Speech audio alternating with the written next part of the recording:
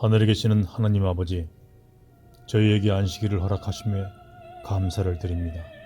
교회를 사랑하고 이웃을 사랑하며 실천하는 저희들 되게 해 주시옵소서. 죄된 모습 그대로 가지고 나왔사오니 이 안식일에 깨끗함을 받을 수 있도록 해 주시옵소서.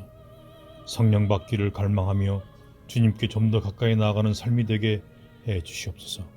오늘 안식학교 순서는 성교회에서 맡았습니다.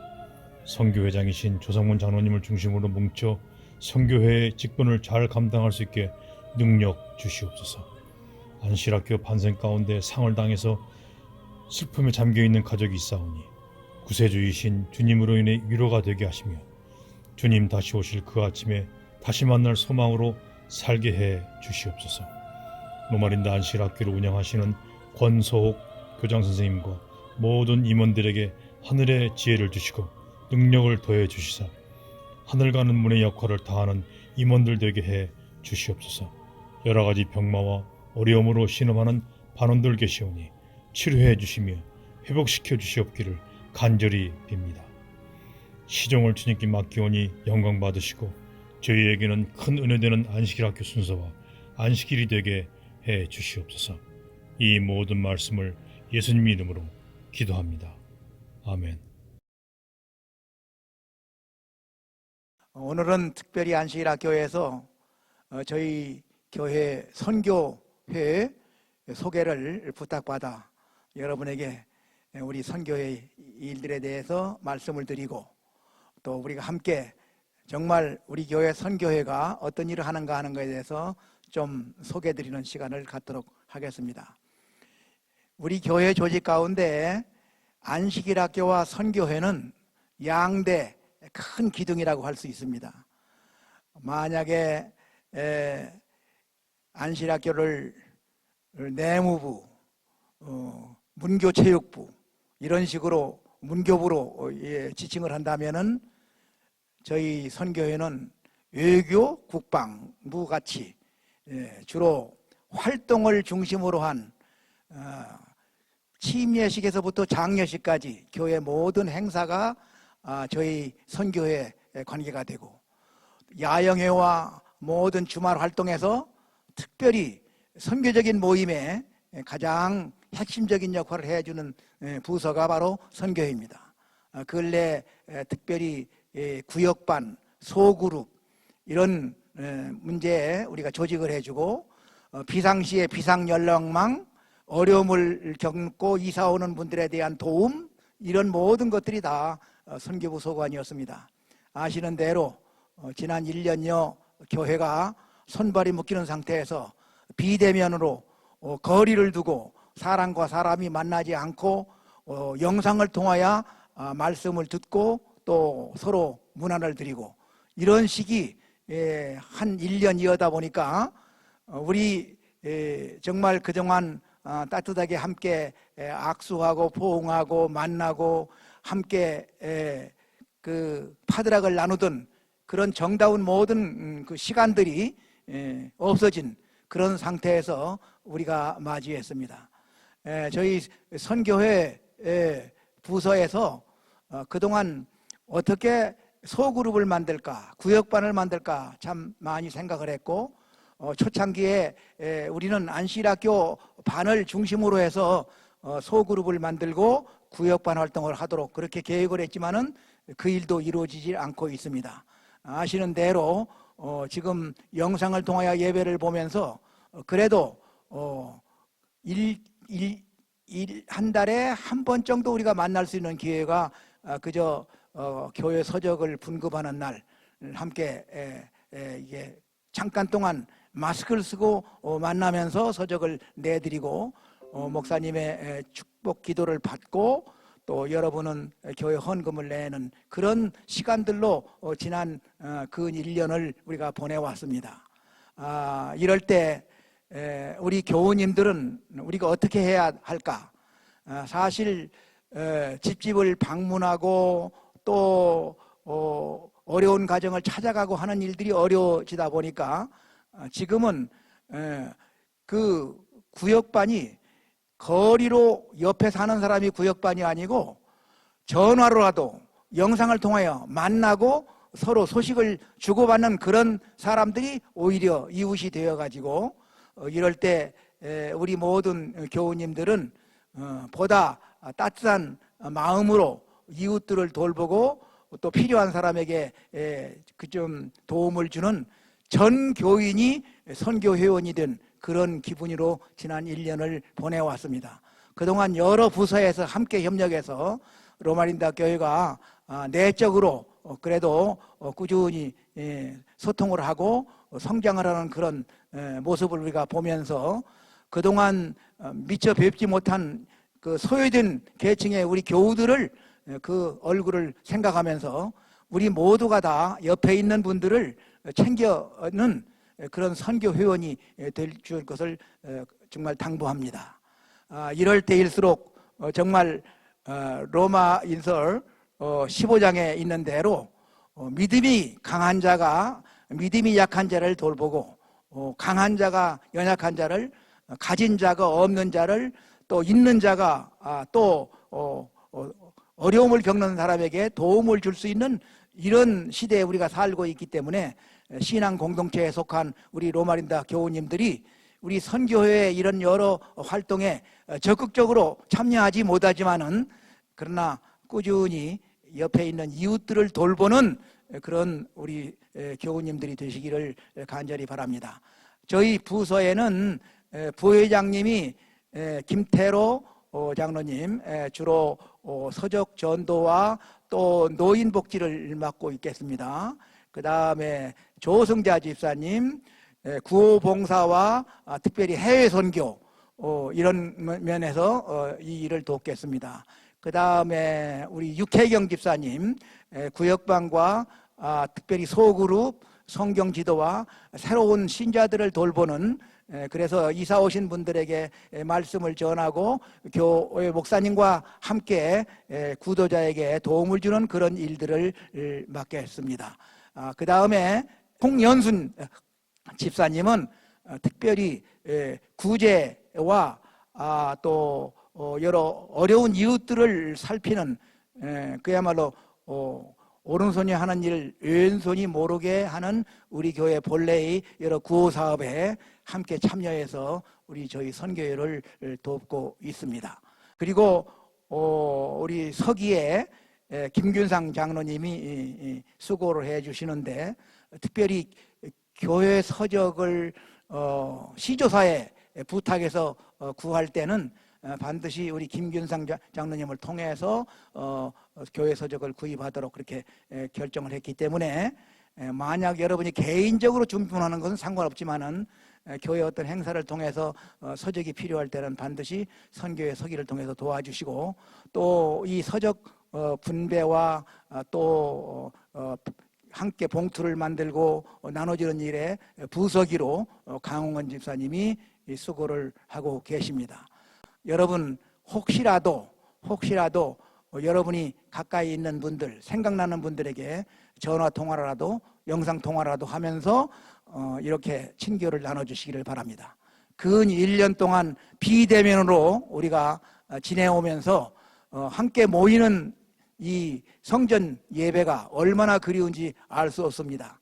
여러분 정말 이렇게 다시 만날 수 있는 그런 기회를 하나님께 간구하면서 우리 모든 교우님들 있는 곳에서 안전하게 안녕하시기를 바라고 이 팬데믹 이 코비드-19이 빨리 정말 사라져서 옛날처럼 우리가 다시 파드락도 하고 또 안식일 오후에 방문도 하고 이렇게 하는 그런 날이 오기를 간절히 바랍니다. 여러분 로마린다 선교회를 위해서 기도해 주시기를 간절히 바랍니다. 감사합니다.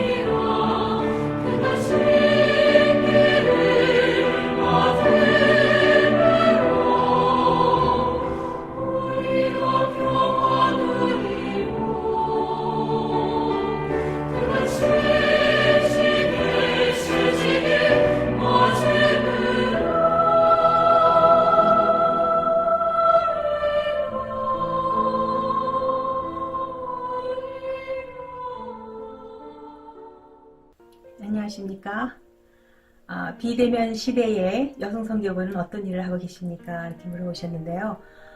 서로 접촉이 없어야 하기 때문에 좀 주춤했던 것은 사실이지만 특별히 용기 꺾이거나 한 적은 없었던 것 같습니다. 할 수 있는 것을 찾아서 하자라는 생각이 있었던 것 같아요. 저희들 작년에 하던 일들을 계속하고 있습니다. 방문, 올 들어서는 저절로 주로 음식 방문으로 집중되고 있습니다. 편찮으셔서 또는 어떤 이유가 생기셔서 식사 챙겨 드시기 힘드신 분들을 위해서 음식을 만들어 문 앞에 두고 나옵니다. 물론 방역 수칙 엄격히 지키고 있습니다. 그리고 시조와 가정과 건강 월간지는 매달 우편을 통해서 또 직접 마켓에 가져다가 선반에 비치놓는 일들을 통해서 계속 나누고 있습니다. 그동안 또 노숙자들을 위한 후원이 있었습니다. 저희 한 교우님 가정에서 도네이션 해주신 50여 장의 담요, 또 저희 집사님께서 만들어주신 마스크와 또 손 소독제 등을 노숙자들을 위해서 나눌 수 있었습니다. 새로 시작된 것이 하나 있었는데요. 최근에 천연 에센셜 오일방이 시작되었어요.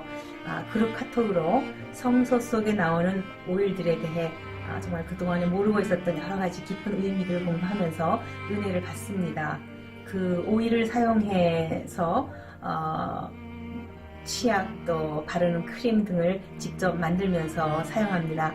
이 오일들이 품어내는 그 우러나는 그 향들이 우리 삶에 참 행복을 더해주는 것 같다 하시면서 기뻐하시는 분들 계십니다. 또 저희들이 하고 있는 일 중에 하나인 손끝 향기 선교, 손끝으로 스마트폰을 통한 선교이죠.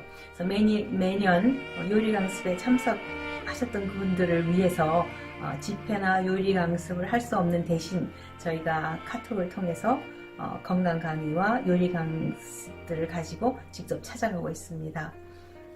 어떤 분은 제가 오늘의 신앙방송 구독을 신청했더니 동영상이 계속 올라와서 잘 시청하고 있습니다 하시는 분 계시고요.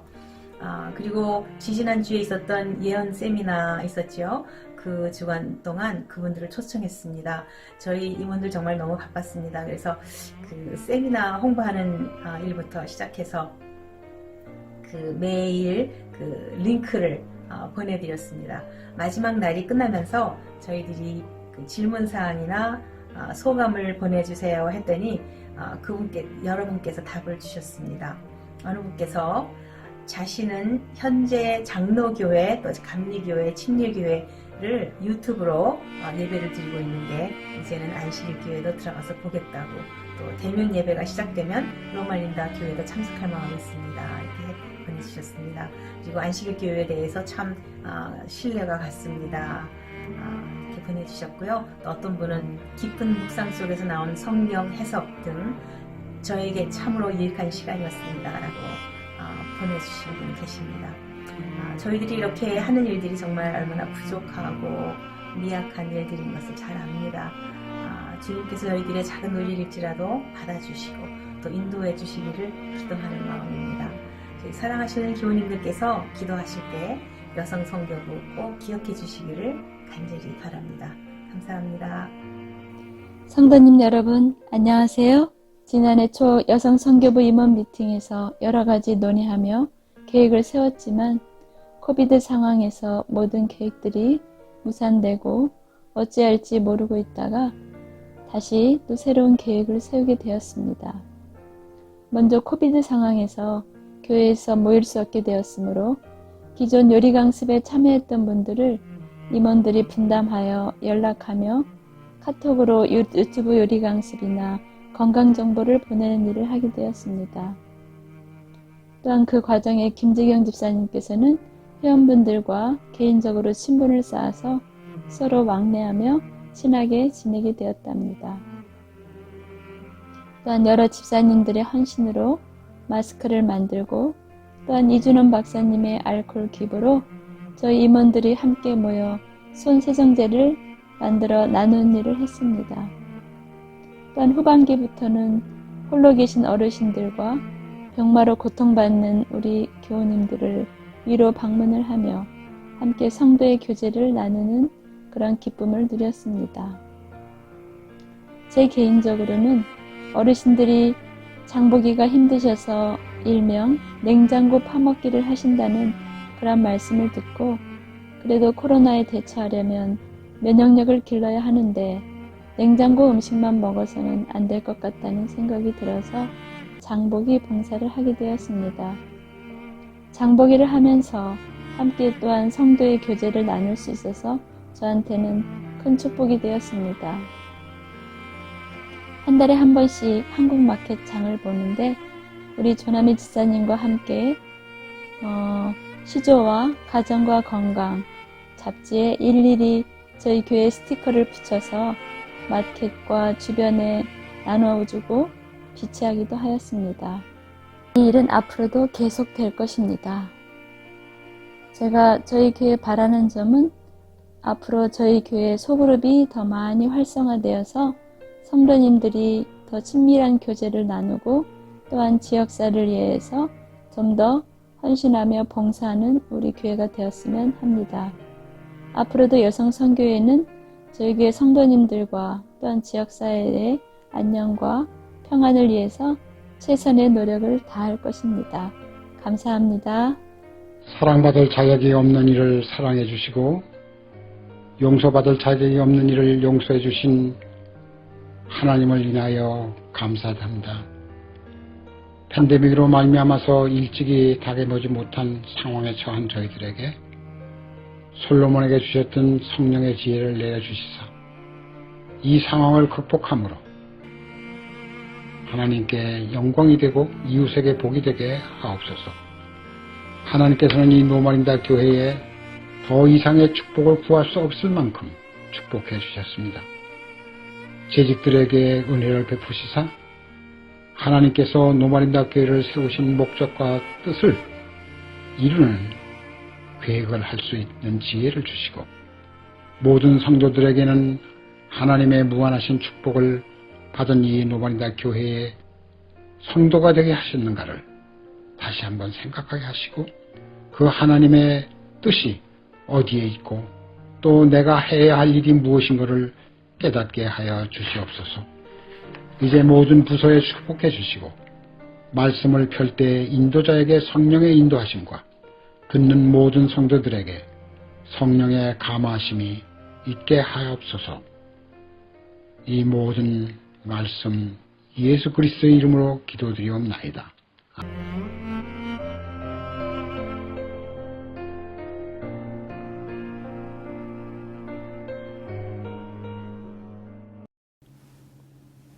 안녕하십니까. 이사야 공부 오늘은 제7과 할 차례입니다. 이사야 2021년 제1기 7과는 아수르인들의 패망입니다. 아수르는 아스 왕이 원군을 청해 가지고 온 다음에 이스라엘을 아주 괴롭히고 또 아주 많은 피해를 입혔습니다. 또 돈도 많이 뜯어가고 말하자면 금과 은을 많이 빼앗아가고 조공이라는 이름으로 그 다음에 거의 나라를 망칠 뻔했는데 그 나라도 그렇게 끝까지 가지 않습니다. 하나님의 개입에 의하여 그 나라가 망하게 되는 과정을 공부합니다. 오늘 기억절은 이사야 37장 16절입니다. 그룹 사이에 계신 이스라엘 하나님 만군의 여호와여 주는 천하 만국의 유일하신 하나님이시라. 주께서 천지를 만드셨나이다. 문장이 이게 서술 형식으로 되어 있지만은 각각 따져보면 굉장한 하나님의 그 칭호가 들어 있습니다.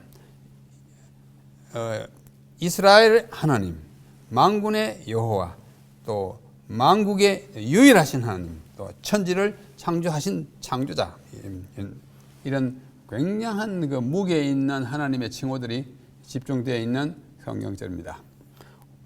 이번 주 성경 공부하는 과목 이 범위는 이사야 36장으로부터 39장인데 앞서 한번 말씀드린 바와 같이 이사야 36, 37, 38, 39, 6, 7, 8, 9 4장은 앞부분에 하나님의 말씀이 있고 뒷부분에 또 하나님의 말씀 예언이 있는 그 중간에서 역사적인 면을 기록하고 있는 것입니다. 실제로 일어난 사건 위주의 부분이에요.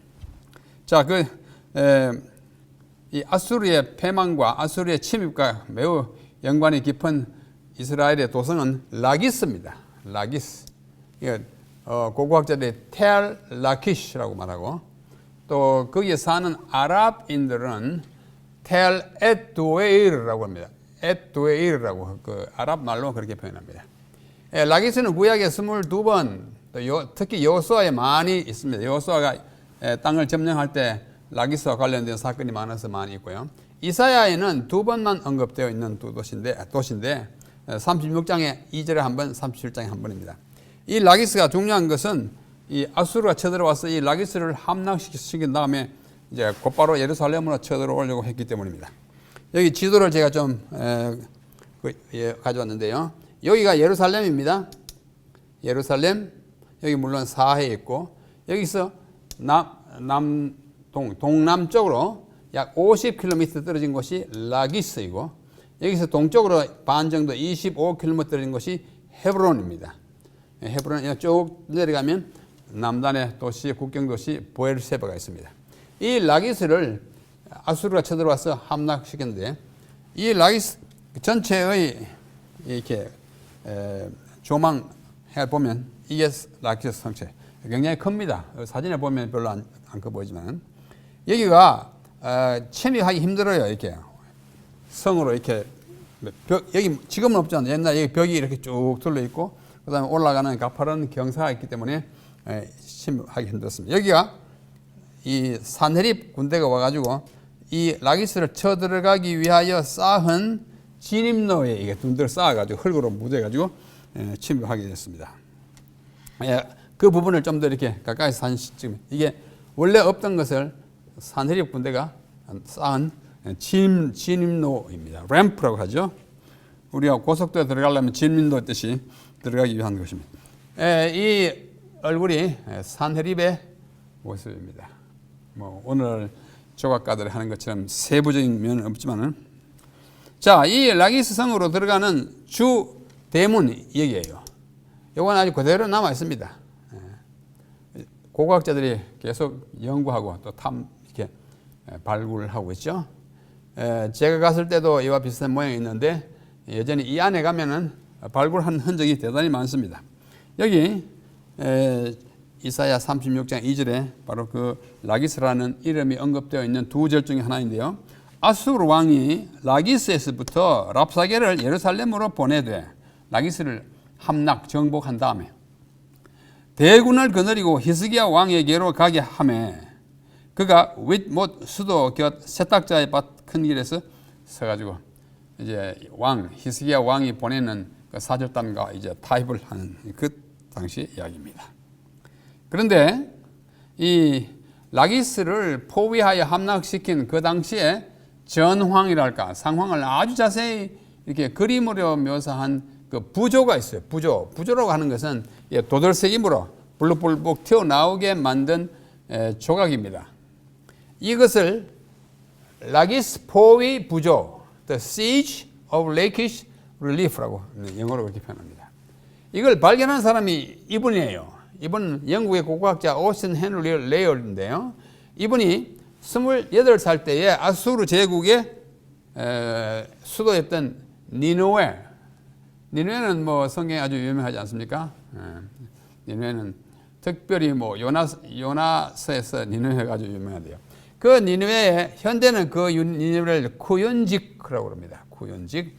이 니느웨 수도에 산헤립 궁전이 있는데 그 궁전에서 이 라기스 포위 부조를 발견했습니다. 이때 고고학 발굴한 때는 1845년에서 한 2년 동안 한 사이에 했는데 그 길이가 자그마치 12m예요. 생각해 보십시오. 12m 얼마나 깁니까? 길쭉하고 이 높이는 2m 250cm. 우리 키보다 좀 크게 이렇게 쫙 있는 것이 거기서 발견되었습니다. BC 701년에 산헤립이 유다를 침공합니다. 그 전에도 왔지만은 산헤립이 두 번째 침공한 것이 701년이에요. 산헤립이 유다를 침공하여 난공불락의 도성 라기스를 아까 보셨다시피 이게 전부 경사로 돼서 잘 침입 못합니다. 침입하면 위에서 이렇게 돌멩이로 큰 돌멩이로 이렇게 때리면 되니까요. 그래서 공격하는 장면을 이 부조가 담고 있어요. 그 장면을 그 석고 벽화로 쫙 그려 놓았습니다. 부조는 이제 도돌새김이라고 그러죠. 볼록볼록 튀어나오게 한 그림인데 아주 세밀하게 그린 연화, 장면이 연결 쭉 되어 있는 연화입니다. 이것이 현재는 런던에 있는 영국 박물관, 흔히 뭐 대형 박물관이라고도 합니다만은 영어 이름에는 대가 없습니다. 그냥 브리티시 뮤지엄이에요. 그래서 저는 영국 박물관에 소장되어 있는데 이사야 36장과 37장 그리고 역대하 32장에 산헤립이 어떻게 이 라기스를 침공해가지고 함락시켰는지 그 이야기를 생생하게 이 그림이 묘사하고 있습니다. 고고학은 이 레이어드 같은 고고학자가 고고학하지 않습니까? 성경의 역사성과 정확성을 밝혀주고 확인해 줍니다. 그래서 성경 고고학은 대단히 중요한 학문입니다. 성경이 비역사적 문서이거나 설화에 불과하다고 하는 사람들이 많은데 그것이 아니에요. 성경은 진정한 역사인 것을 일단 고고학적 발굴을 통해서 우리는 재확인할 수가 있습니다. 자, 이것이 라기스 포위 부조입니다. 길이가 얼마요? 12m, 높이가 2.5m예요. 이게 쭉 했습니다. 이거와 이거는 똑같은 거예요. 보시면 아시겠지만, 이거는 약간 이렇게 볼록하게 되어 있고, 그냥 쭉 펴인 것입니다. 이 장면이에요. 좀 더 세부적인 장면을 보여드리면, 이게 보다시피, 사람들을 막 잡아갑니다. 잡아가서 이 낙타가 뭐 물건 싣고도 피난도 가고 도망도 가고 포로도 해가지고 막 가는 장면이에요. 또 여기 어머니가 아이들을 데리고 얘들 아빠겠죠.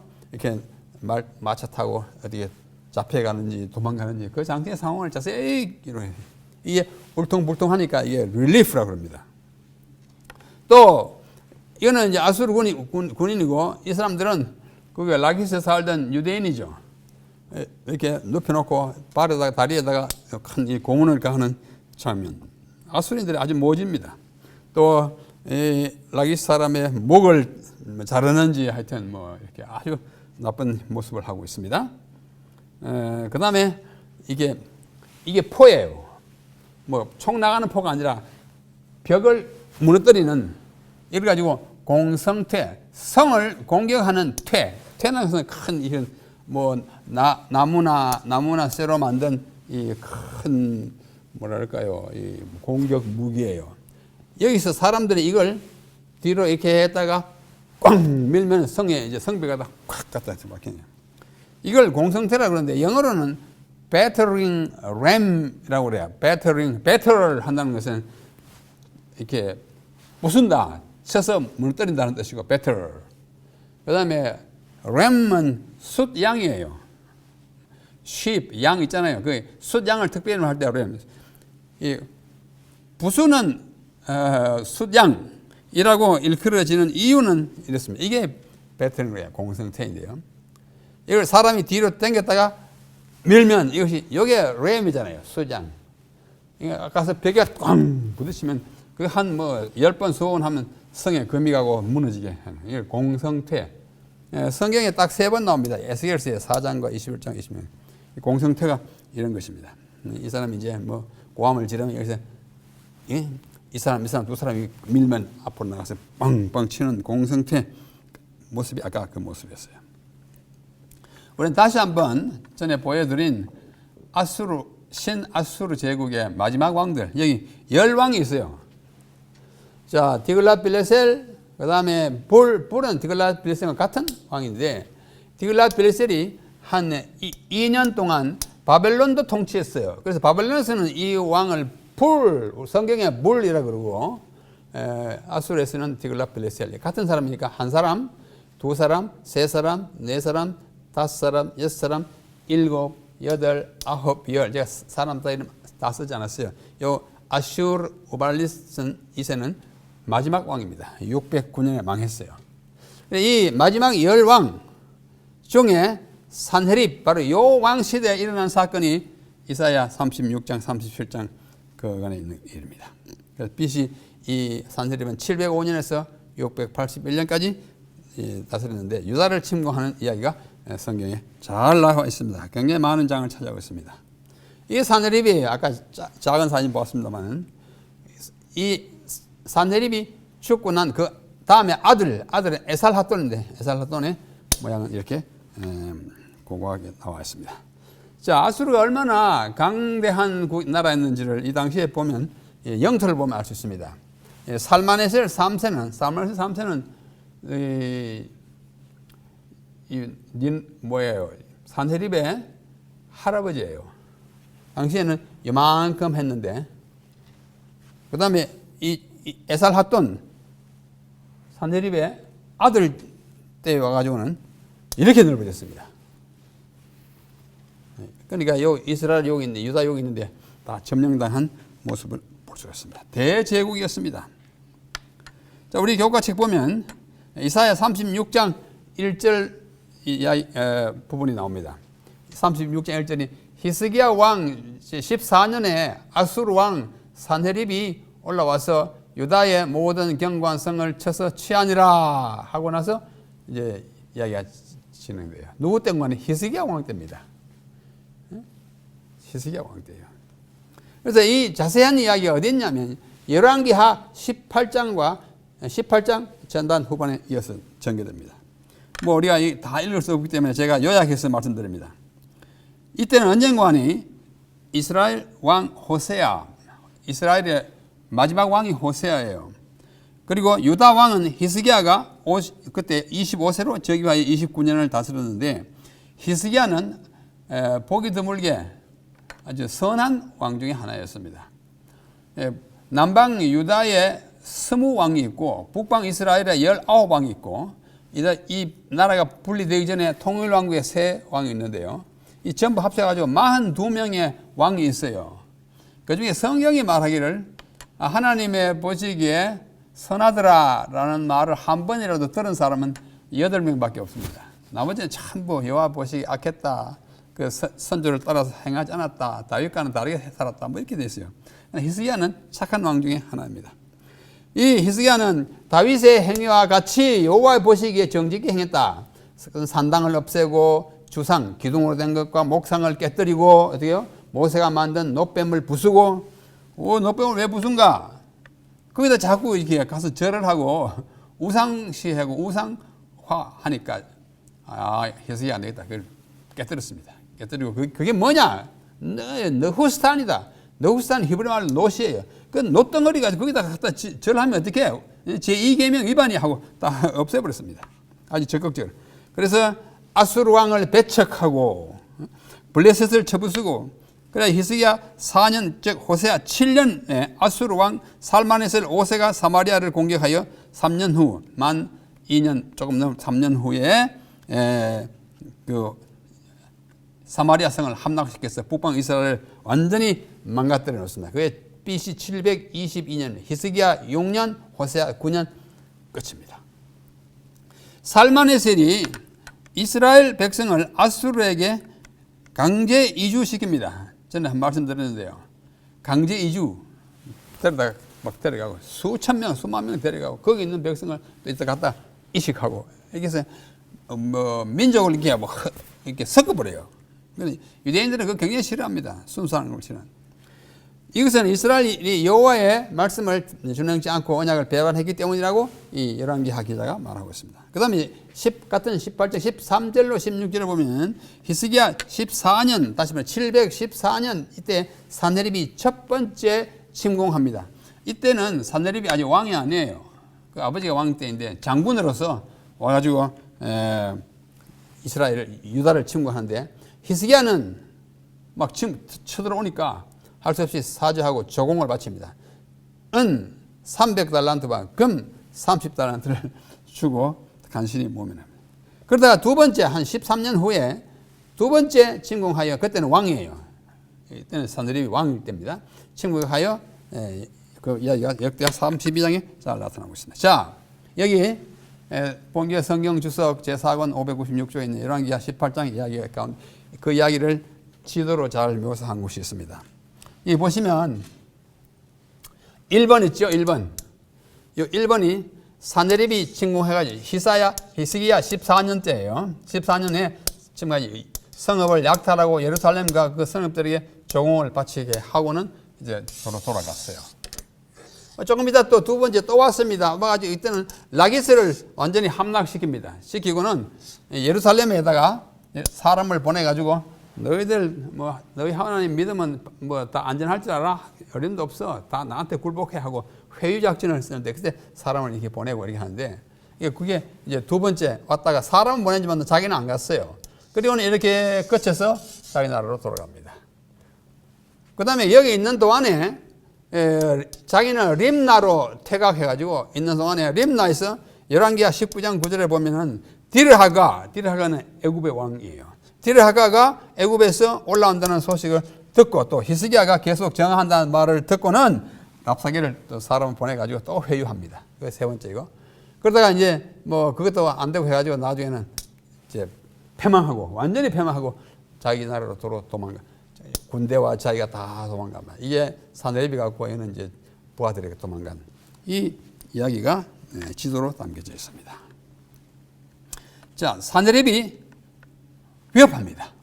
예루살렘을 직접 첩부수지 않지만 대단히 위협하기 때문에 많은 겁을 먹은 히스기야가 그에 대한 대책을 세웁니다.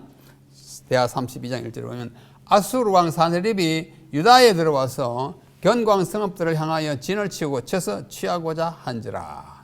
이걸 보고 일국의 왕인 히스기야가 얼마나 겁이 났겠어요. 그래서 그 2절로 1절이고 2절로 8절에 보면은 히스기야가 어떻게 대비했는지 자세히 기록되어 있습니다. 그 대비한 것을 요약하면 기혼 샘물을 막습니다. 기혼 샘물은 천년의 샘인데 물이 굉장히 많이 솟아나오는 샘이에요. 예루살렘 성 안에는 좋은 샘이 없습니다. 물이 거의 안 나요. 그래서 이 기온샘에서 나는 물을 끌어가서 또 퍼가지고 가가지고 사람들이 먹고 사는데요. 만약에 사내립이 들어와가지고 그 막아버리거나 그 기온샘에 물 길러 갈 수 없게 만들어보면 이 안에서 목이 말라 죽게 생겼어요. 그래서 이 막아가지고 다른 사람이 글로 쳐들어오지 못하게 막고 성과 망대를 중수하고 병기와 방패를 생산하고 백성을 크게 격려합니다. 여호와는 우리를 도우신다 했더니 막 왕이 나가서 막 사자후를 토하니까 백성들이 저기 안심합니다. 근데 이 사내립이 라기스를 공격하고 히스기야를 조롱하는 이야기가 여기 나와요. 너희들 누굴 믿고 그래? 나한테 와서 빨리 굴복해. 이렇게 막 하나님을 욕하고 백성들을 야유하는 이야기가 여기 조롱하는 이야기 나와요. 그래서 히스기야가 몸이 달아가지고 선지자 이사야와 함께 하나님께 기도합니다. 그랬더니 한 천사가 내려와서 아수르 군대를 파멸해요. 사내립은 고국으로 도망하여 그의 아수르에 자기가 섬기는 신이 니스록이라는 신이 있었어요. 그 신의 신전에 들어가 경배할 때 그의 두 아들 아드람멜렉과 사레셀 두 아들이 그를 칼로 찍어서 죽이고 다른 아들 셋째 아들 에살 핫돈이 이 뒤를 이어 왕이 됩니다.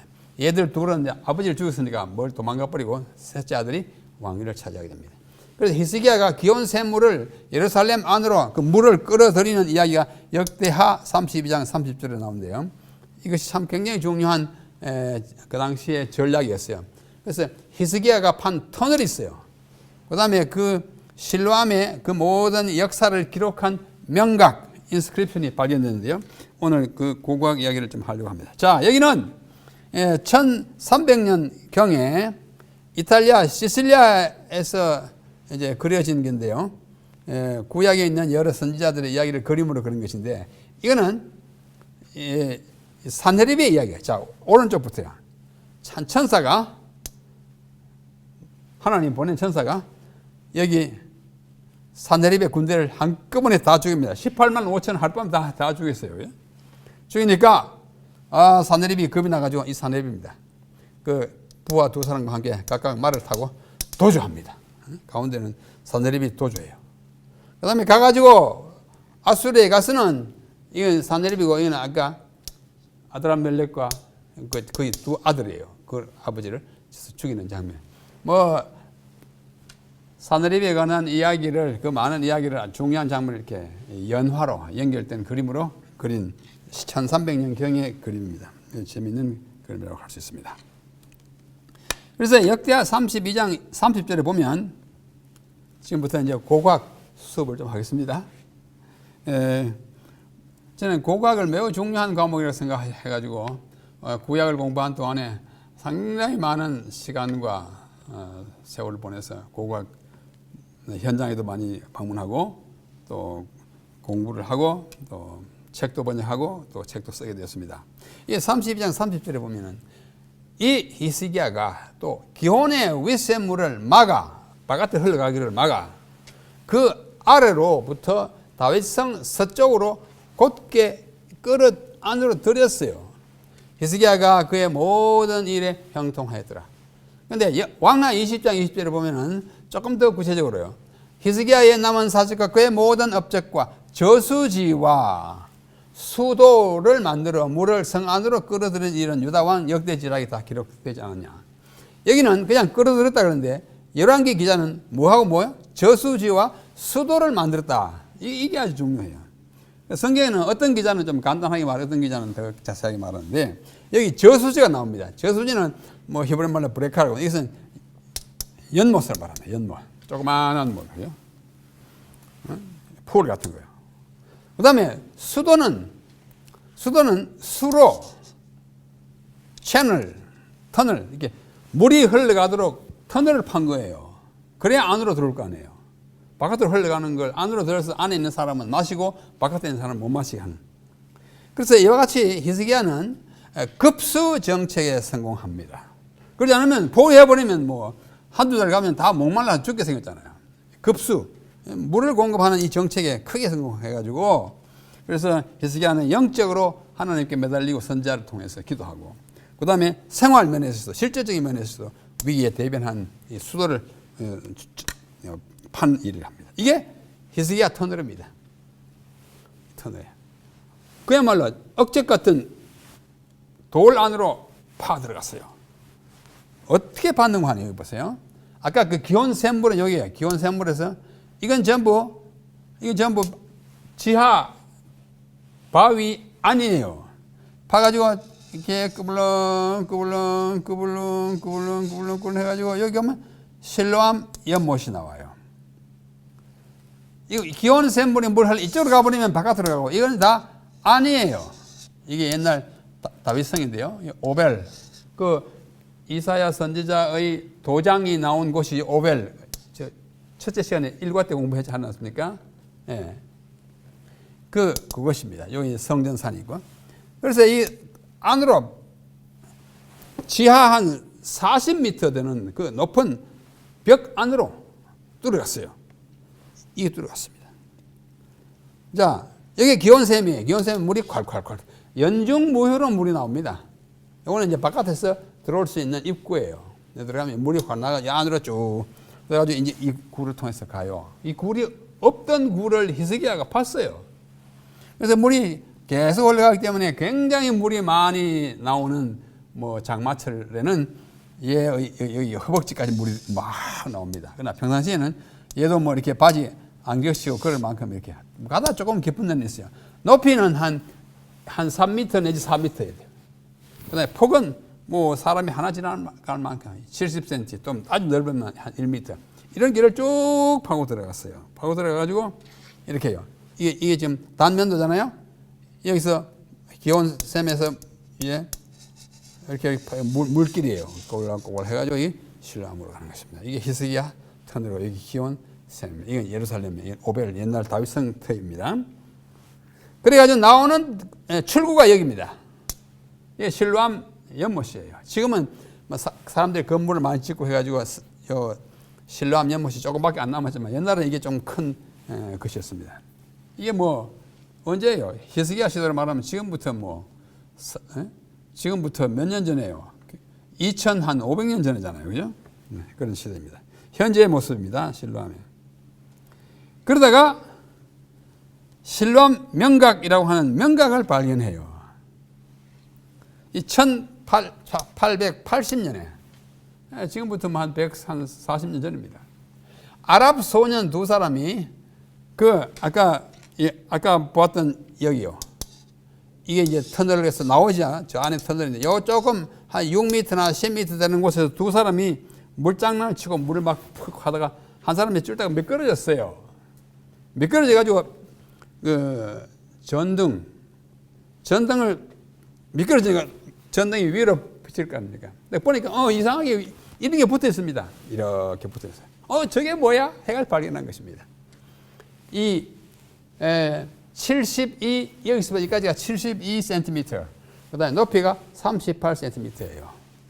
근데 이 이야기를 아주 이야기를 좀 생략하고 나중에 학자들이 다 읽어보니 이 히스기야가 터널을 어떻게 팠는지를 자세히 설명하고 있어요. 여기 있는 이 설명에 의하면 6줄로 된 설명인데요. 전체 판 히스기야 그 터널 수로의 길이가 1200규빗, 약 540m. 실제로 540m예요. 그 다음에 6행으로 되어 있고, 고대 가나안 히브리어로 되어 있는데, 100규빗, 약 45m 지하에 뚫고 간 것을 기록했다고 하고 있습니다. 히스기야는 1차적으로 성공했습니다. 방어하는데, 그죠? 선지자와 왕 제30장 아수르에게 구원받음이라는 장에 보면 선지자는 이렇게 기록합니다. 그러나 유다의 왕은 원수를 대적하기 위하여 할 수 있는 모든 준비를 다 하기로 결심하였다. 인간의 재간과 힘으로 할 수 있는 모든 일을 다 하면서 그의 군대들을 모으고 용기를 내도록 권고하였다. 선지자 이사야는 유다에게 이스라엘의 거룩하신 자가 너희 중에서 크심이라 하는 기별을 보냈고, 이제 왕은 히스기야는 흔들리지 않는 믿음으로 우리와 함께하는 자는 우리의 하나님 여호와시라, 반드시 우리를 도우시고 우리를 대신하여 싸우시리라 하며 백성이 유다 왕 히스기야의 말로 인하여 안심하였더라라고 선언합니다. 히스기야의 이 모든 일이 다 선했고 그것이 다 기록되어 오늘에 이르게 되었습니다. 그 다음에 우리 교과책 보면은 선동, 프로파간다, 선동이라는 부분이 나옵니다. 아수리의 이 지도자들, 군대 지도자들은 잔인하면서도 아주 지혜 있었어요. 잔인하다는 말은 무자비하게 죽이고 막 잡아가니까 잔인하고 지혜 있는데 실리를 챙길 줄 알았습니다. 그들의 목표는 단순히 정복하고 파괴하는 것이 아니라 부와 힘을 얻는 것이었는데, 그래서 무작정 침공만 하지 않고 가능하면 정복하여 실리를 챙기고 돈을 받고 이렇게 무역을 받는 것, 그들의 생각이에요. 여기 이사야, 열왕기하, 역대하 이 다 동일한 내용인데요. 사느립이 담판할 사절단을 히스기야에게 보내가지고, 그 사절단 그 이름이 누구냐면 다르단과 랍사스와 랍사게 대군가 여러 군대를 이끌고 막 이렇게 협상을 하러 갑니다. 그러자 히스기야는 국내 대신 엘리야김과 서기관 이런 사람들을 보내가지고 그들과 어떻게 휴전 담판을 하는 거예요. 전쟁을 포기하고 투항하라고 아주 고압적이고도 위협적이고도 모욕적으로 그 사절들이 와서 말합니다. 그들이 한 얘기를 제 나름으로 이렇게 요약하면, 첫째, 회유 정책입니다. 너희들 굳이 우리와 싸울 필요 있어? 싸워봤자 뻔한데, 응? 나를 반영하지 마라. 회유 정책. 둘째는 교란 작전이에요. 네가 의뢰하는 애굽 가시야, 응? 너를 찌르기만 하지 너를 실질적으로 도와주지 않아. 교란. 애굽의 힘을 빌어가지고 아수르를 무찌르려고 그러는데, 그렇지 하지만 애굽 왕 바로는 상한 갈대 지팡이에 불과해. 이 이야기가 나옵니다. 그걸 의지하려고 그래? 안 되지. 그 다음에는 심리작전도 벌입니다. 너희 하나님 여호와가 우리들을 이 땅을 쳐서 멸하라고 했다. 아주 주님께 말해요. 우리는 너희를 잘 살게 할 줄 거다. 여호와께서 우리를 건지시라는 히스기야의 말을 게임이니까 믿지 마라. 이와 같은 회유 정책과 교란 작전과 심리 작전을 다 총동원 해가지고 피 안 흘리고 그만 다 집어삼키려고 이렇게 한 것입니다. 이 말을 전해 들은 히스기야가 어떻게 했어요? 옷을 찢었습니다. 옷을 찢고 베옷을 입고 성전으로 갔고 사람들을 선지자 이사야에게 보내가지고 기도와 조언을 요청합니다. 히스기야가 옷을 찢었어요. 여러분 옷을 찢는 경험 있습니까? 옷을 왜 찢어요? 옷을 찢는다는 말이 구약에 36번, 신약에 5번 가야바가 옷을 찢고 하잖아요. 성경시대에 옷을 찢는 것은 크게 두 가지입니다. 하나는 신성모독을, 그 신성모독이다 이러면 안 돼. 이렇게. 또 하나는 그 비통함이 아주 극도로 할 때 이기지 못해가지고 한 일인데, 히스기야가 하나님을 모욕하는 걸 듣고 옷을 지었습니다. 그래서 그 4절 단 가운데 하나가 랍사게잖아요. 랍사게 가지고 랍사게란 말 뜻이 술 맡은 책임자라는 뜻인데 아마 이거는 그의 고유명사라기보다는 직책이 아니었을까 생각합니다. 그가 와서 큰 소리로 막 연설하는 거예요. 연설하니까 유다인들의 마음이 크게 흔들려서 우리 정말 버티다가는 정말 완전히 망하겠네. 말을 못하고 함구문 막 급주니까 급에 질린 백성과 왕 또 선지자 이사야를 찾아간 원로들이 히스기야가 말을 전합니다. 오늘은 환난과 책벌과 능력의 날이라. 아이를 낳으려 하나 해산할 힘이 없음 같도다. 당신의 하나님이 여호와께서 랍사게의 말을 들으셨을 것이라. 사시는 하나님을 회방하였은즉 그 말에 견책하실까? 당신은 이 남아있는 자를 위하여 기도하라. 이사야가 그렇게 말합니다. 참 경건한 왕이에요. 그래서 한참 후에 여호와의 응답이 들렸습니다. 너희가 들은 바 아수르 왕의 종들이 나를 능욕한 말로 말미암아 두려워 말라. 보라, 내가 영을 그의 속에 두리니 그가 소문 풍성을 바람 소리를 듣고 그의 고국으로 돌아갈 것이며 또 내가 그를 그의 고국에서 칼에 죽게 하리라. 이사야 36장 6-7절 말. 그 간절한 왕과 선지자와 국민이 합력해가지고 기도하는데 하나님이 응답을 이거예요. 얼마나 고무적이었겠습니까? 그죠? 여기 이사야 37장 15절로 20절에도 히스기야의 모습이 굉장한 모습으로 나타납니다. 이분이 기도하는데 그 기도가요 보통 성경적인 기도가 아니에요. 히스기야라는 말 자체가 여호와는 강하시다 또는 여호와 힘이라는 뜻이에요. 그가 한 기도만 한번 들어보시죠. 그룹 사이에 계신, 오늘의 기억절이에요. 보통 성경에 그룹입니다만 영어 그룹과 너무 발음이 글자 똑같기 때문에 그룹이라 해서 좀 구별하려고 제가 그룹을 썼습니다. 그룹이라는 말이 구약에 91회 신약에 한번 나오는데 그룹 사이에 계신 하나님 만군의 여호와예요. 주는 완전하여 유일하신 하나님이고 천지를 만드셨나이다. 사람을 보내어 살아계신 하나님을 해방한 모든 말을 들으시옵소서 하면서 막 호소합니다. 그의 손에서 구원하사 천하 만국이 주만이 여호와인 줄 알게 하옵소서. 여기 제가 요약합니다. 이스라엘의 하나님, 여기 이스라엘의 하나님, 또 만군의 여호와, 만군의 여호와, 만군의 여호와. 그 다음에 유일하신 하나님이라 그랬죠. 그 다음에 참신이라고 창조자여 우리를 구원하는 구원자라. 하나님이 하실 수 있는 이 일을 다 나열한 장엄한 기도입니다. 우리도 난관에 처했을 때 이렇게 장엄한 기도를 드리면 좋겠다고 생각합니다. 그래서 아모스의 아들 이사야가 선지자가 사람을 보내어 히스기야에게 이스라엘의 하나님 여호와께서 말씀하시되 네가 아수르의 사느립 왕의 일로 내게 기도하였도다 하시고 여호와께서 그에 대하여 이같이 말씀합니다. 처녀 딸 시온이 너를 멸시하여 조사하였고 딸 예루살렘이 너를 향하여 머리를 들었도다. 네게 회방하는 능력하는 것은 누구에게냐? 네가 소리를 높이면 눈을 높이 쳐들어 향한 것은 누구에게냐? 이스라엘 거룩하신 얘기다. 아름다운 시예요. 제가 히브리 문학에 대해서 말씀드렸는데 앞에 두 A 처녀딸 시온이나 예루살렘이 같고 멸시하고 머리를 든 건 똑같아요. 그 다음에 회방한 건 능력은 누구냐? 또 누구냐? 그건 하나님입니다. 이스라엘 백성들을 향하여 능력하고 막 회방하는 것은 나를 하는 것이라고 하나님 그렇게 말씀하십니다. 그래서 이제 정말로 이것이 이루어질지를 다짐하기 위해서 히스기야가 어떻게 했습니까? 징조를 구했어요. 전에 아하스는 징조를 구해라 하는데 안 구한다 그래가지고 패망했잖아요. 히스기야는 하나님이여 이 백성들을 건지실 표를 하나 보십시오. 그렇게 해가지고 한 것이 아하스의 일령표가 뒤로 물러가는 거예요. 그래 그 징조라는 말 쭉 나오지 않습니까? 다 읽지 않겠습니다. 그다음 여기 또 하나의 징조가 있어요. 왕이여 이것이 왕에게 징조가 되리니 이사야가 말합니다. 올해는 스스로 난 것을 먹고 둘째 해에는 또 거기서 난 것을 먹고 셋째 해에는 심고 거두며 포도나무를 심어. 굶어 죽을까 걱정하지 마라. 물은 이제 안으로 끌어들였으니까 괜찮고 곡식 농사를 못하게 걱정하지 마라. 금년에 또 다 먹고 거기 스스로 난 것 또 먹고 다 하도록 해줄게.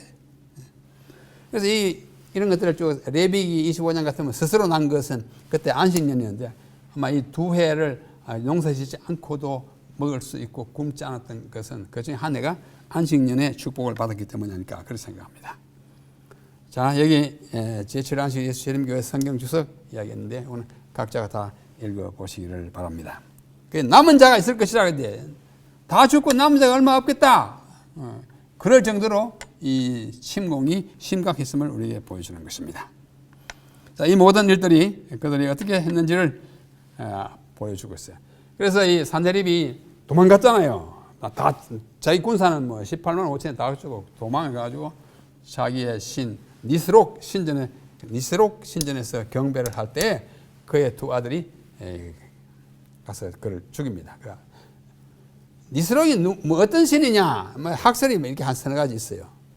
니스록하고 니므롯하고 이게 히브리어 글자인데 글자가 아주 비슷하죠. 첫째 글자는 같고 둘째 글자는 비슷하고 셋째 글자는 같고 넷째 글자 비슷한데 이것은 니므롯일 거다. 니므롯을 잘못 썼다 하는 주장하는 사람도 있고 아니다. 이것은 니누르타라고 하는 신이다. 왜냐하면 칼후의 신 니누르타인데 니누르타가 니스록을 말한다. 탈무드에는 아니다. 판자란 뜻이다. 노아가 그 방주를 짓지 않았습니까? 방주에 나중에 남은 그 판자를 갖다가 신으로 삼은 거다. 뭐 이렇게 말하는데 또 이 독일 학자 한스 윌트베르거라고 하는 사람은 이게 다 틀렸다. 그냥 니스록이다. 이렇게 말하는 사람도 있습니다. 이게 뭐 니누르타 신을 맞다 가도록. 그 다음에 이제 이야기는 병 들었다가 또 부유했다가 나중에 오는 경우입니다. 히스기야가 큰 병에 그러죠.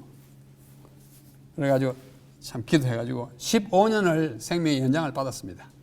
받고 난 다음에 뭐 하도 기뻐가지고 바벨론에서 보낸 그 사자들에게 왕궁에 있는 모든 것들을 다 공개해가지고 보여줬어요.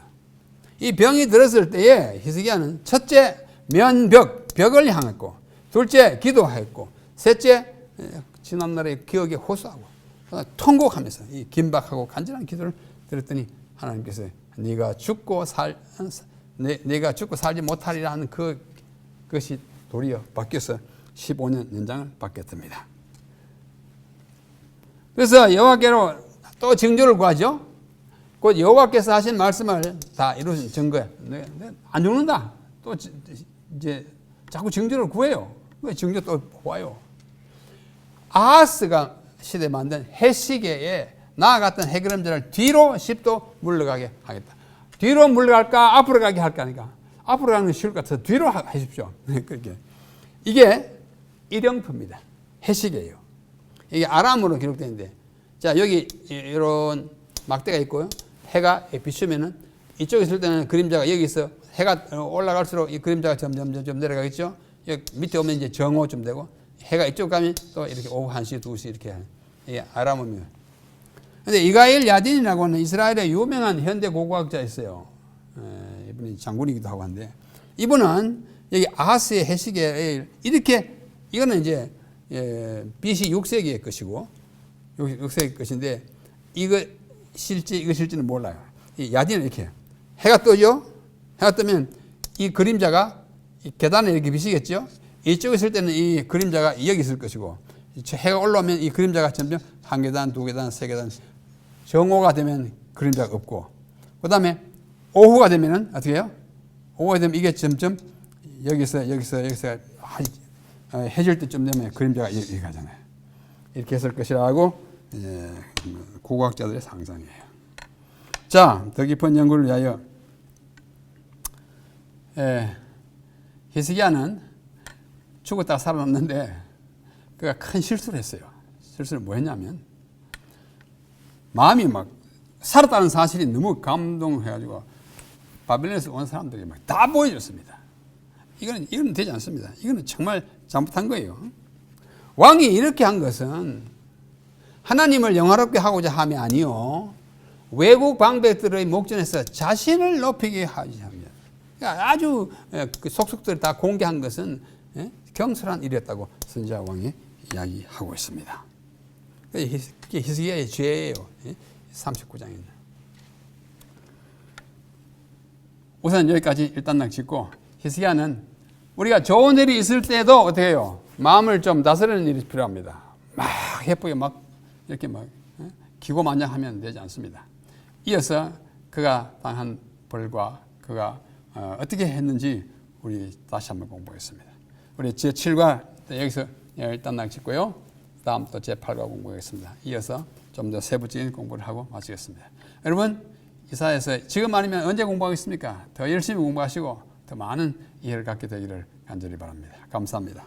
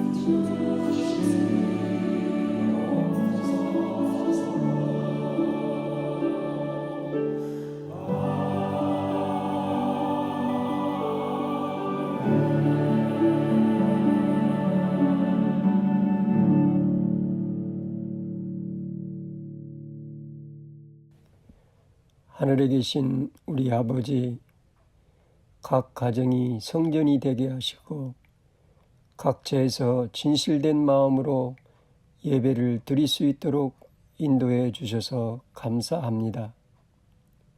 하나님을 향한 예배를 드리지 못하도록 방해하는 많은 세력들과 환경 속에서도 중단 없이 예배를 드리며 우리의 믿음을 지킬 수 있도록 힘을 주셔서 감사합니다. 끊임없는 기도를 통하여 한 마음으로 연합하게 해 주셔서 감사합니다. 여기까지 인도해 주신 하나님께 감사와 찬양을 드립니다. 오직 하나님께만 영광을 드립니다. 오늘도 예배를 통하여 하나님의 은혜를 경험하게 하여 주시옵소서.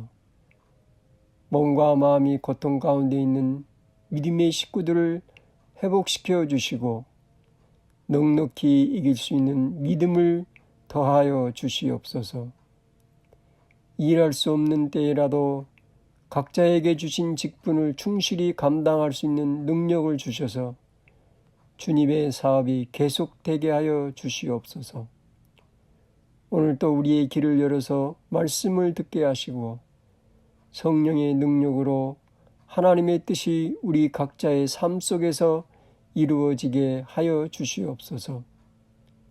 앞이 보이지 않을 때라도 오직 주님만을 의지하며 나아가기를 원합니다.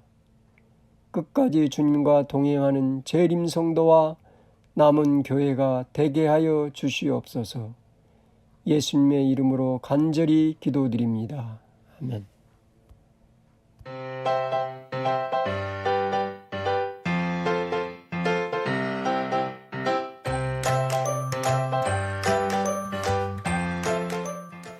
어린이 여러분, 안녕하세요. 한 주 동안 잘 지냈나요? 여러분, 어제가 무슨 날인지 아나요? 자, 목사님 옷을 보면 알겠죠? 어제는 바로 설날이었습니다. 사실 우리 친구들이 대부분 미국에 있기 때문에 설날을 아주 큰 명절로 지내고 있지는 못하죠. 하지만 우리 친구들도 설날에 대해서 아는 게 있을 거예요. 자, 여러분들은 설날 하면 뭐가 떠오르나요? 먹는 거. 맞아요. 그 중에서도 떡국. 설날 하면 떡국이죠. 그리고 가족과 함께 모여서 하는 윷놀이도 있죠. 그리고 여러분이 제일 좋아할 거. 설날 하면 뭐니 해도 세배. 새해 복 많이 받으세요 하면 세뱃돈을 주시잖아요. 목사님도 어렸을 때 어른들이 주신 세뱃돈을 받고 기분이 엄청 좋았던 기억이 있어요. 물론 올해는 고향에 계신 할머니, 할아버지께 코로나를 옮길지도 모른다는 걱정에 많은 사람들이 고향에 가지는 못했다고 해요. 하지만 평소 때 설날 하면 아주 인상 깊은 게 하나 있는데 바로 이겁니다. 엄청나게 많은 사람들이 고향으로 돌아가는 모습 말이에요. 버스를 타고, 기차를 타고, 자동차를 타고, 모든 탈 것에 사람이 꽉꽉 차고, 고속도로에는 차들이 꽉꽉 들어차죠. 평소에는 3시간 걸릴 거리를 5시간, 6시간 혹은 10시간이 넘게 고생하면서 그래도 고향에 가는 거예요. 목사님도 이렇게 고생하면서 설날을 지내본 적이 있는데 무척 힘들었던 기억이 나요. 그런데 왜 이렇게 고생을 하면서 고향에 갈까요? 엄마 아빠는 세뱃돈을 받는 것도 아닌데. 왜냐하면 사랑하는 사람이 있고 그리운 사람이 있으니까 고생스러워도 고향에 가는 거예요. 우주의 왕 예수님이 사람의 모습으로 고생스럽게 왜 이 땅에 오셨을까요? 그것도 마구간에 태어나면서 가난한 목수의 아들로 자라면서 또 십자가에서 고통을 당할 것을 알고 계시면서도 왜 이 땅에 오셨을까요? 그 이유는 바로 사람을 사랑하셨기 때문이에요. 우리를 사랑하셔서 영원히 함께하고 싶으셨기 때문이에요. 그리고 영원히 함께할 수 있는 길을 만들어 놓고 초청하시고 싶으셨기 때문이에요. 보고 싶고 그리운 사람이 있다면 막히는 도로와 붐비는 버스와 기차 때문에 힘들어도 고향에 있는 가족을 만나러 가고야 마는 것처럼 우리를 사랑하시는 예수님은 고생스럽고 고통스러울 것을 아시면서도 이 땅에 오셨던 거예요. 고생과 고통이 사랑을 막을 수 없거든요. 우리 하나님의 말씀 함께 볼까요? 내가 세상 끝날까지 너희와 항상 함께 있으리라. 하나 더. 가서 너희를 위하여 처소를 예비하면 내가 다시 와서 너희로 내게로 영접하여 나 있는 곳에 너희도 있게 하리라. 네. 그 예수님이 지금도 우리와 함께 하시고 실제로 보고 예수님과 함께 할 수 있는 하늘집을 우리를 위해서 준비하고 계세요. 예수님을 만날 그날을 항상 기대하고 기다리는 예수님의 어린이들 되기를 바라면서 말씀 마치겠습니다. 함께 기도할까요? 손 모으고 눈 감고. 하나님 아버지, 오늘 말씀을 통해서 예수님께서 우리를 정말 많이 사랑하신다는 것을 다시 한번 알려주셔서 감사합니다. 예수님이 우리를 만나고 싶으셨고 또 구원하고 싶으셨던 것처럼 우리도 예수님 만나는 것이 우리의 가장 큰 소망이 되게 도와주세요. 우리 그런 예수님을 사랑하는 어린이들이 예수님이 준비하신 하늘나라에 모두 함께 갈 수 있게 도와주세요. 예수님 이름으로 기도드립니다. 아멘.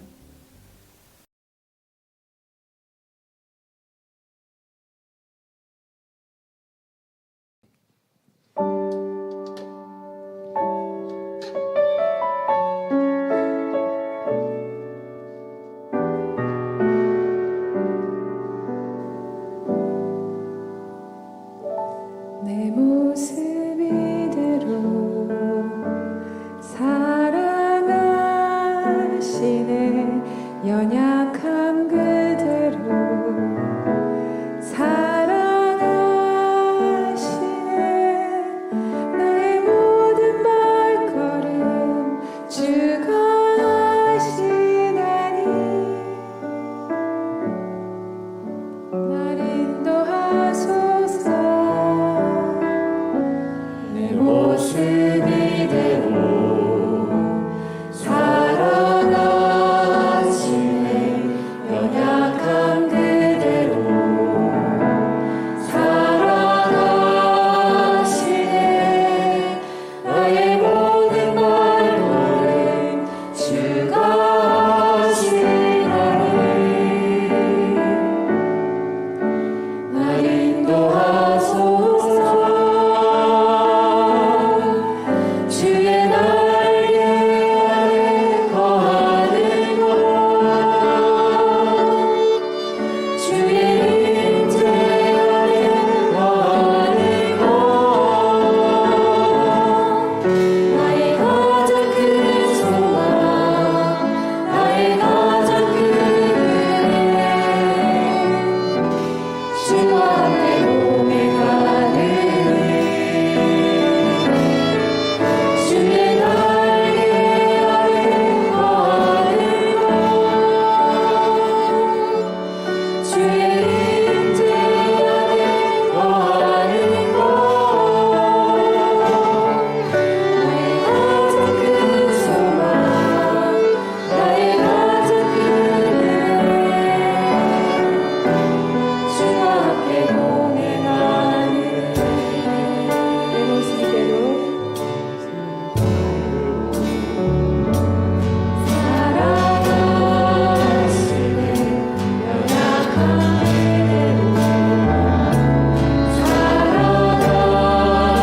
사랑하시네. 나의 모든 발걸음 주가 하시나니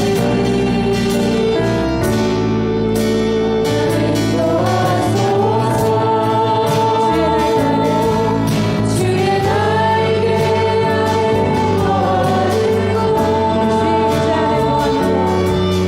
주의 임재 아래 거하는 곳 나의 가장 큰 소망 나의 가장 큰 은혜 주와 함께 동행하는 주의 날개 아래 거하는 곳 주의 임재 아래 거하는 곳 나의 가장 큰 소망 나의 가장 큰 은혜 주와 함께 동행하는 나의 가장 큰 소망 나의 가장 큰 소망 나의 가장 큰 은혜 주와 함께 동행하는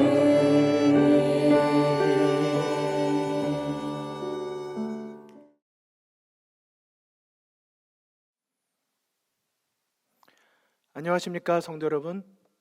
하나님의 은혜 안에서 지난 한 주간도 평안하셨는지요? 이 거룩하고 복된 안식일에 예배 드리시는 각 성도님들의 심령마다 그리고 가정마다 하나님의 은혜가 풍성히 임하시기를 주님의 이름으로 축원을 드립니다. 오늘 말씀의 제목은 의무 수행은 참 기독교 신앙이 아닙니다 입니다. 여러분, 의무 수행은 참 기독교 신앙이 아닙니다. 그렇다면 우리는 무엇으로 기독교 신앙을 경험하고 또 완성할 수 있을까요? 바로 하나님의 은혜에 반응하는 삶입니다. 하나님의 은혜에 반응하는 삶, 그것이 기독교 신앙의 참 모습이 되는 것입니다. 저는 오늘 바로 이 주제에 대하여 우리 성도님들과 함께 조금 더 깊이 나눠보기를 원합니다. 우리 모두 마태복음 7장 22절의 말씀을 같이 보도록 하시겠습니다. 그 날에 많은 사람이 나더러 이르되 주여 주여 우리가 주의 이름으로 선지자 노릇하며 주의 이름으로 귀신을 쫓아내며 주의 이름으로 많은 권능을 행하지 아니하였나이까 하리니 그때에 내가 그들에게 밝히 말하되 내가 너희를 도무지 알지 못하니 불법을 행하는 자들아 내게서 떠나가라 하리라. 여기서 말한 그 날에는 이라는 부분은 예수 그리스도의 큰 심판의 날을 언급하고 있습니다. 그 많은 사람이 주여 주여라고 이야기하면서 우리가 이렇게 행하지 아니하였나이까라고 묻는 것을 보게 됩니다. 여러분, 예수님을 향하여 내가 이렇게 행하지 아니하였나이까라고 묻는 데는 크게 세 가지의 의미가 들어있음을 보게 됩니다. 그들은 분명히 어떠한 일들을 행하였습니다. 그래서 그것 때문에 예수님 앞에서 자신들의 행위와 권리를 주장하는 모습을 보게 되는 것이죠. 두 번째는 무슨 뜻입니까? 지금 당신께서 베푸시고 있는 이 심판, 이 재판이 공의롭지 못하다. 이것은 정당하지 못하다라고 하는 것입니다. 그래서 불공평한 하나님, 하나님의 공의의 성품을 공격하는 모습을 보게 되는 것입니다. 세 번째 특징은 무엇입니까? 그들은 지금 단단히 무엇인가 착각하고 살아오고 있었다고 하는 것입니다. 그들이 무엇인가 분명히 하였습니다. 그러나 그것은 달아보니 부적합하였습니다. 여러분, 그들이 무엇을 행하였다고 그렇게 주장하였습니까? 그들이 세 가지를 행하였다고 주장을 하였습니다. 첫째는 선지자 노릇을 했다. 둘째는요, 귀신을 쫓아냈다. 세 번째는요, 많은 권능을 행했다는 것입니다. 여러분, 여기 선지자 노릇했다는 것과 귀신을 쫓아냈다는 것을 잠깐 살펴보고 진행하겠습니다. 여러분, 이들이 주님의 이름으로 얼마나 위대한 일을 하였습니까? 선지자 노릇을 했다고 말하는 것입니다. 누가 봐도 인간의 눈으로 볼 때에 그들은 하나님의 편에 서 있는 사람들이었다는 것입니다. 그런데 누가 볼 때요? 사람들이 볼 때요. 또 본인 스스로 생각할 때 나는 하나님의 편에 서 있었다고 주장하는 것이죠. 여러분, 그러나 선지자 노릇한 것만으로는 그것이 하나님의 편에 있었음을, 그들의 모든 섬김이 하나님께 인정되는 것임을 뜻하는 것은 아닙니다. 우리 다음에 성경 말씀을 한번 보실까요? 마태복음 24장 24절, 거짓 그리스도들과 거짓 선지자들이 일어나 큰 표적과 기사를 보여 할 수만 있으면 택하신 자들도 미혹하리라. 여러분, 7장 15절로 20절에 있는 말씀입니다. 거짓 선지자들을 삼가라. 양의 옷을 입고 너희에게 나오나 속에는 노략질하는 일이라. 이와 같이 좋은 나무마다 아름다운 열매를 맺고 못된 나무가 나쁜 열매를 맺나니 그들의 열매로 그들을 알리라. 요한일서 4장 1절입니다. 사랑하는 자들아, 영을 다 믿지 말고 오직 영들이 하나님께 속하였나 분별하라. 많은 거짓 선지자가 세상에 나왔습니다. 여러분, 그러므로 인간의 모습으로 볼 때 선지자의 노릇을, 선지자의 어떤 기능을 한 것처럼 보이는 것으로 그것이 하나님께 인정받을 수 있는 것은 아닌 것이 분명합니다. 오히려 우리는 그러한 영이 어디서부터 온 것인지 그들의 열매로 그들을 알겠다 하신 말씀을 가지고 우리는 분명하게 분별할 수 있어야 하는 것입니다. 여러분, 두 번째, 그들은 귀신을 쫓아냈다고 이야기하였습니다. 누가복음 10장 17절의 말씀에 보시면요, 70인의 그 제자들을 파송하는 장면이 나오고 그들이 돌아와서 보고하는 장면이 나옵니다. 그런데 그들이 돌아왔을 때 가장 중요하게 보고하였던, 야, 정말 이거 정말 대단하지 않습니까? 라고 이야기했던 게 귀신들까지도 항복했다고 그들이 설명하고 있는 것입니다. 그런데 우리가 여기서 기억해야 될 것이 있습니다. 귀신을 쫓아냈다는 일조차까지도 그것이 얼마나 대단한 이적이 된다 하여도 이적을 행하는 그것이 하나님의 능력으로 되었음을 결정짓는 그 결정적인 이유는 아니라고 하는 사실입니다. 누구도 흉내낼 수 있으니까요. 모세가 바로 앞에 가서 기적들을 행하였을 때 여러분, 귀신의 영도 그와 비슷한 놀라운 이적들을 행하는 것을 보게 되는 것입니다. 여러분, 그렇다면 이적 중에서 진정으로 가장 탁월한 이적은 무엇일까요? 우리가 이 땅에서 경험할 수 있는 귀신을 쫓아내는 것보다 더 탁월한, 더 중요한, 결정적인 하나님의 역사라고 보여지는, 인정되어질 수 있는 이적은 무엇일까요? 그것은 바로 하나님의 복음으로, 하나님의 은혜 안에서 하나님의 형상으로 변화되어지는 삶인 것입니다. 죄인이 변화되는 이적보다 더 큰 이적은 이 땅에 없는 것입니다. 그것이 바로 성령의 역사죠. 그가 하나님에게서 왔다는 가장 큰 증거는 그의 생애가 하나님의 품성을 드러낸 것이다. 그는 하나님의 사업을 행하셨고 하나님의 말씀을 말씀하셨다. 이와 같은 생애는 모든 이적 중에서도 가장 큰 이적이다. 여러분, 이것이 바로 예수님께서 우리들에게 보여주신 모본이며 교훈인 것입니다. 어쨌든 마태복음 7장 22절에 예수님께서 그들의 그 말에 대하여, 주장에 대하여 무엇이라고 말씀하셨습니까? 그때에 내가 그들에게 밝히 말하되 내가 너희를 도무지 알지 못하니 불법을 행하는 자들아 내게서 떠나가라 하리라. 여러분, 생각해 보십시오. 주님의 이름으로 선지자의 노릇을 했습니다. 주님의 이름으로 귀신까지도 쫓아내는 대단한 이적을 펼쳤습니다. 많은 권능을 행하였습니다. 주님의 이름으로.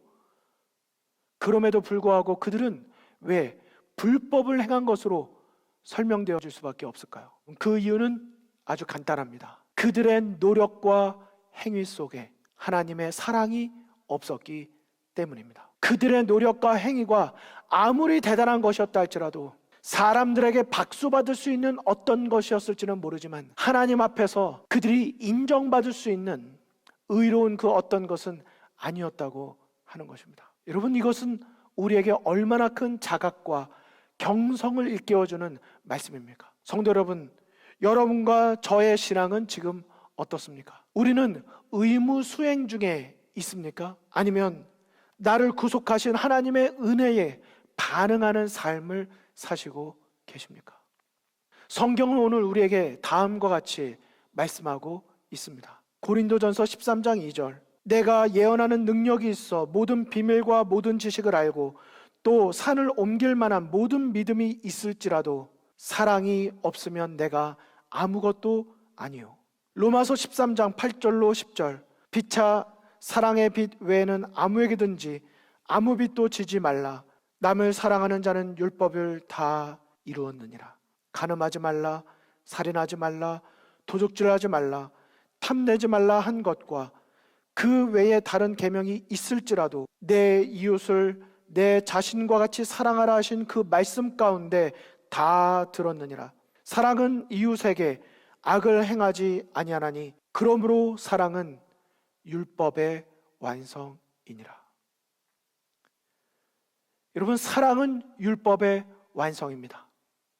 사랑이 없는 행위는 율법을 완성할 수 없고 그것은 곧 불법을 행하는 것이 되는 것입니다. 여러분, 이와 같은 우리 속에 일어나는 모든 행위들이 신앙적, 종교적 어떤 의무의 수행이 아니라 나를 구원하여 주신 십자가에서 온전히 드러난 하나님의 무한한 사랑과 은혜에서부터 다시 시작되어지고 그 은혜에 대한 감격과 반응에서 나타나는 우리의 행위들이 되어야 된다는 것을 기억하게 되시기를 간절히 바랍니다. 여러분, 어쩌면 이와 같은 말씀이 머리로는 알겠는데 그렇게 되지 않아서 오늘 이 설교가 답답하게 느껴지시는 성도님 계십니까? 저는 이렇게 말씀을 드리고 싶습니다. 만약 머리로는 알겠는데 그대로 되지 않아서 답답하신 분이 계시다면 지금 이 순간 그렇기 때문에 하나님의 은혜를 붙잡게 되시기를 간절히 바랍니다. 하나님, 이 분명한 진리를 볼 때 저는 죄인입니다. 하나님, 내 노력과 결심으로는 그것이 되지 않습니다. 하나님, 저를 불쌍히 여겨 주시고 나를 긍휼히 여겨 주시옵소서. 그래서 오늘 이 순간도 나는 예수 그리스도가 필요합니다. 그래서 나는 이 순간도 예수 그리스도만을 바라봅니다. 예수님, 도와주십시오. 여러분, 이 기도와 간구가 여러분과 저에게 들려주시는 하나님의 진정한 호소임을 이 시간 기억하시게 되시기를 간절히 소망합니다. 사랑이 없는 의무 수행은 참 기독교 신앙이 아닙니다. 그러한 종류의 신앙의 열성은 결코 우리를 구원에 이르게 하는 능력이 없습니다. 기독교 신앙은 나에게서 시작되는 종교가 아닙니다. 기독교 신앙은 하나님의 은혜에서 시작되는 종교입니다. 기독교 신앙은 결코 나의 어떠함에 희망을 두지 않습니다. 기독교 신앙은 하나님의 어떠함에 희망을 두는 믿음의 종교입니다. 예수 그리스도의 십자가에서 온전히 증거된 모든 죄인을 향한 조건 없는 구원의 은혜, 바로 그 은혜에 대한 깨달음과 감격에서부터 시작되는 종교가 진정한 기독교 신앙의 특징임을 우리는 기억해야 하는 것입니다. 내가 하나님을 위하여 무엇인가 만들어내야 한다고 생각하지 마십시오. 먼저 하나님께서 나를 위하여 십자가에서 이루신 것이 무엇인지를, 그 사랑과 은혜를 깨닫게 해 주시기를 기도하시고 그 십자가를 묵상하며 바라보게 되시기를 간절히 바랍니다. 그리고 그 하나님께서 내 속에서 무엇인가 이루어 주실 수 있도록 그분의 은혜 안에 머물게 되시기를 바랍니다. 여러분, 나 자신을 온전히 믿음으로 하나님의 은혜를 붙잡으면서 맡기실 때 드디어 진정한 신앙의 활력은 시작되는 것입니다. 거기에서부터 시작하시면 됩니다. 내 신앙이 어디서부터 무력해졌는지, 내 신앙이 왜 이렇게 되었는지 답답함을 느끼고 계시다면 답은 쉽습니다. 예수 그리스도의 십자가를 바라보시되 하나님의 은혜를 붙잡게 되시기를 바랍니다. 그러면 그분께서 모든 문제와 고민을 해결해 주실 것입니다. 그분의 은혜가 내 안에서 그분의 모든 역사를 이루어 주실 것입니다. 그 은혜의 내어 맡김 속에서 그분께서 우리의 품성을 변화시키는 믿음의 여정, 그것이 기독교 신앙의 아름다운 축복의 여정이 되는 것입니다.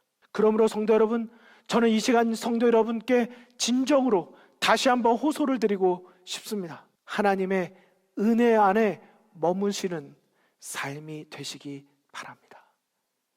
내가 하나님을 위하여 행하는 많은 것들 속에 거하지 마시고 그분의 은혜 안에만 머무시기를 바랍니다. 그러면 그분의 은혜가 나로 하여금 그분을 위하여 정말 이 세상이 감당할 수 없는 수없이 많은 일들을 이루어 주실 것입니다. 그분의 은혜가 여러분과 저의 유일한 기쁨이 되고 그분의 은혜가 여러분과 저의 최고의 자랑이 되기를 주님의 이름으로 축원을 드립니다. 여러분, 사단은 우리들을 미혹합니다. 속이고 넘어뜨리려 합니다. 사단이 우리를 미혹할 때 무슨 질문으로 미혹하는지 아십니까? 나는 과연 하나님의 은혜를 받을 만한 자격이 있는가 하는 것입니다. 여러분, 이런 생각 많이 해보지 않으셨습니까? 나는 과연 하나님의 은혜를 받을 만한 자격이 있는가? 그런데 자격이 있는지 아무리 내 자신을 돌아봐도 자격이 없어요. 잘한 것이 없는 것입니다. 여러분, 이것이 왜 사단의 미혹이며 공격일까요? 이 속에 함정이 있습니다. 언뜻 들으면 굉장히 순결한 그리스도인 정신 속에서 나온 것 같아요. 저는 하나님의 은혜를 받을 만한 자격이 없는 사람입니다. 근데 거기에서만 끝난다면 그것은 하나님 앞에 흠양되어질 수 있는 믿음의 고백이 아닙니다. 그것은 예수 그리스도의 십자가의 은혜를 놓친 입술에서 나오는 말입니다. 진정으로 예수 그리스도의 은혜를 바라보는 그리스도인의 고백은 무엇일까요? 하나님의 은혜를 받기 위하여 내가 어떤 자격을 갖추려고 하는 순간 은혜는 더 이상의 은혜가 아니라는 사실을 기억하시기를 바랍니다. 여러분, 은혜는 무엇입니까? 복받을 자격이 없는 사람에게 복을 베풀어 주는 것이 은혜인 것입니다. 여러분, 자격이 없는 상태에서 베풀어지는 게 은혜인데 그 은혜를 받을 만한 자격이 없어서 낙심하고 절망하고 하나님께 나아가지 못한다면 말이 되겠습니까? 사단이 바로 그 점을 노리는 것입니다. 우리를 어떻게든 예수 그리스도의 십자가로 말미암은 하나님의 은혜의 보좌 앞에 나아가지 못하도록 시선을 예수 그리스도가 아니라 내 자신에게 두게 함으로 계속해서 하나님의 은혜를 받을 자격을 내 자신에게서 찾게 하려고 하는 사단의 미혹인 것입니다. 여러분, 그 속임수에 넘어가지 마시기 바랍니다. 은혜는 자격이 없을 때 기쁨으로 믿음으로 받는 것이 바로 하나님의 은혜인 것입니다. 그래서 에베소서 2장 8절 9절에 말씀하신 것이죠. 우리가 하나님의 은혜를 믿음으로 말미암아 구원에 이르게 되는 것입니다. 이것이 우리의 행위에서 난 것이 아니기에 우리는 자랑할 것이 없는 것입니다. 우리가 자랑할 것은 오직 예수 그리스도의 십자가뿐이죠. 왜요? 그곳에 자격이 없는 나를 위하여 베푸신 하나님의 은혜가 있기 때문인 것입니다. 하나님의 은혜는 조건이 없습니다. 여러분, 아멘이십니까? 하나님의 은혜는 조건이 없습니다. 자격을 필요로 하지 않습니다. 유일한 자격은 그분의 은혜를 믿는 것입니다. 믿고 순종하는 것입니다. 그리고 그분께서 내 안에서 역사를 이루어 가시도록 나를 십자가에 죽이고 예수님의 뜻을 온전히 겸손히 온유함으로 따르는 것입니다. 그래서 하나님의 은혜가 아무런 자격이 없는 우리에게 복음이 되는 것입니다. 여러분, 이것이 복음입니다. 이것이 참 기독교 신앙의 복음인 것입니다. 다음의 말씀들을 보십시오. 로마서 3장 24절, 그리스도 예수 안에 있는 속량으로 말미암아 하나님의 은혜로 값없이 의롭다 하심을 얻은 자 되었느니라. 에베소서 1장 7절, 우리는 그리스도 안에서 그의 은혜의 풍성함을 따라 그의 피로 말미암아 속량 곧 죄사함을 받았느니라. 갈라디아서 5장 4절, 율법 안에서 의롭다함을 얻으려 하는 너희는 그리스도에게서 끊어지고 은혜에서 멀어진 자로다. 여러분, 우리가 의롭다 하심을 얻은 것은 모든 것이 하나님의 은혜뿐입니다.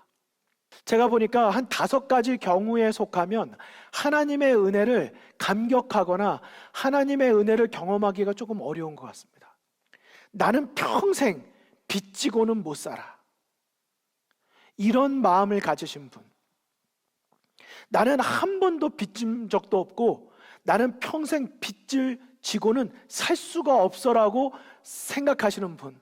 이런 경우에 하나님의 은혜를 경험하기가 좀 어렵지 않나. 두 번째입니다. 최소한의 도리를 다 해야 하지만 잠자리에 들 수 있으신 분. 여러분, 때때로 우리 중에 그런 분 계십니까? 카카오톡이나 문자를 주고받으실 때 꼭 마무리 짓는 마지막을 내가 뭔가 받고 끝나기는 좀 뭐해서 이모티콘이든 문장이든 내가 보내고 끝내야 괜찮으신 분 혹시 계십니까? 분명히 성격에 따라 그런 분이 계실 것입니다. 내가 뭔가 그분으로부터 이 문자나 인사나 받았을 때 그대로 끝내기가 좀 죄송한 것입니다. 왠지 좀 도리를 다 못하는 것 같아요. 그래서 안녕히 계십시오라고 인사하면 저도 안녕히 계십시오라고 하고, 그러면 그분도 저에게 그럼 또 내일 뵙겠습니다라고 하면 저는 또 거기에 그냥 끝내기가 뭐니까 이모티콘 하나 보내고 그분은 또 웃는 이모티콘 하나 또 보내시고, 여러분 이러다 보면 끝없이 그냥 계속 서로 이모티콘을 주고받고 끝이 없어지는 것입니다. 때로는 내가 도리를 덜 하고 내가 받은 것에서 끝낼 수도 있어야 하는 것이죠. 받는 것에 익숙하지 않은 분들이 있습니다. 네 번째, 이런 경우도 있습니다. 누군가로부터 무엇을 선뜻 주셔서 그냥 감사함으로 받았는데 나중에 그것으로 인해서 크게 시련을 당하신 경험이 있으신 분. 여러분, 그런 경우 종종 우리 곁에서 보기도 하고 경험해 보실 때도 있지 않으십니까? 그래서 그런 일로 인해서 결심을 하죠. 두고 봐라, 내가 다시는 누가 공짜로 주면 그런 걸 내가 받나 봐라. 이런 결심이나 경험을 가지신 분. 또 한 경우가 있을 수 있습니다. 사도행전 20장 35절의 말씀을 모토로 삼고 사시는 분. 거기 이런 말씀이 있죠. 주는 것이 받는 것보다 복이 있다 하심이라. 그래서 받는 것보다는 주는 것에 늘 초점이 맞춰 있는 거예요. 그래서 누가 무엇을 주시면 그것이 굉장히 나도 뭔가를 또 더 해야 되는. 물론 사랑은 무례히 행하지 않습니다. 그리고 서로 배려하고 존중하고 받은 만큼 또 즐거이 주게 되는 것이 마땅하기도 하죠. 하지만 이러한 개념에서 하나님의 은혜를 동일하게 생각하신다면 정말 중요한 포인트를 놓칠 수 있다고 하는 것입니다. 예수님을 통하여 우리에게 베푸신 그 구원하시는 사랑과 그분의 은혜는 우리의 노력과 행위로 갚을 수 있는 그 어떠한 것이 되지 못한다는 사실입니다. 물론 감사하는 마음을 갖고 그에 합당한 삶은 살아야 하겠으나 우리는 그분의 은혜를 기쁨으로, 어린아이와 같이 단순함으로, 그와 같은 믿음으로 받을 수 있어야 하는 것입니다. 인생을 배우고 목회를 섬겨가면서 조금씩 깨달아가는 것이 있습니다. 내 노력과 내 열심과 그 무엇으로 섬기는 줄 알았는데 돌아보니 모든 것이 하나님의 은혜일 따름인 것입니다. 모든 것이 하나님의 은혜라는 것을 고백하지 않을 수 없는 것입니다. 사도 바울이 이 부분에 있어서 우리에게 가장 아름다운 고백을 들려주고 있습니다. 고린도전서 15장 9절 10절입니다. 나는 사도 중에 가장 작은 자라. 나는 하나님의 교회를 박해하였으므로 사도라 칭함받기를 감당하지 못할 자니라. 그러나 내가 나 된 것은 하나님의 은혜로 된 것이니 내게 주신 그의 은혜가 헛되지 아니하여 내가 모든 사도보다 더 많이 수고하였으나 내가 한 것이 아니오 오직 나와 함께 하신 하나님의 은혜로라. 여러분 아멘이십니까? 여러분, 이 사도 바울의 고백이 여러분과 저의 고백이 되기를 간절히 바랍니다.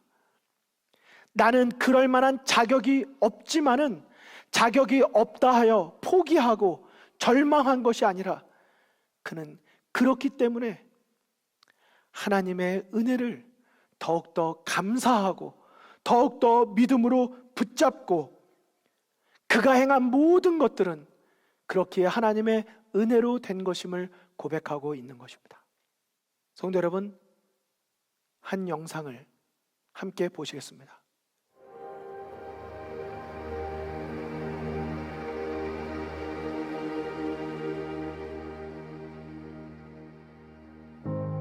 저는 비그리스도인 가정에서 성장했습니다. 이렇게 하나님의 일을 하게 될 것이라고는 상상할 수 없었죠. 무신는 자에 가까웠던 제가 복음 전도에 대한 열정을 품게 되었습니다.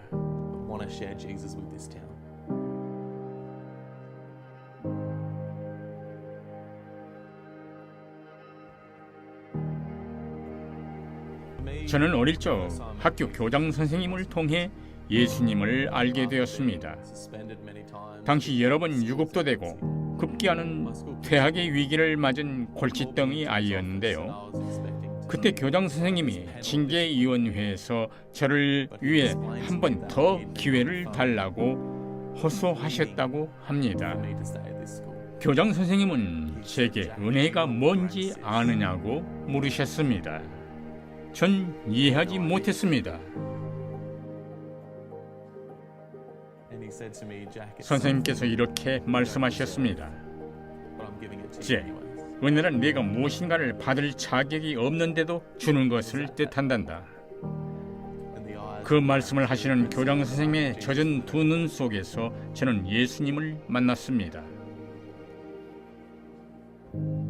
다른 사람을 통해 예수님을 이해했던 그 순간을 평생 잊지 못할 겁니다. 은혜의 샘물교회는 바로 그런 곳입니다. 우리는 한데 모여 함께 먹고 하나님의 말씀을 읽고 서로 사랑합니다. 그날 제가 교장 선생님의 눈을 통해 예수님을 만났던 것처럼 많은 영혼들이 이 교회를 통해 삶의 변화를 경험하게 될 것입니다.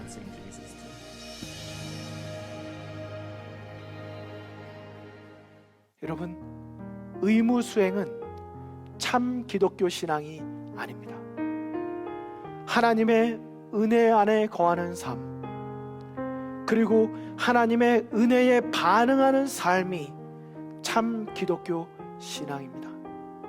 그러므로 우리의 신앙은 예수 그리스도의 십자가에서 빛난 하나님의 은혜에서부터 모든 것이 시작되어져야 할 것입니다.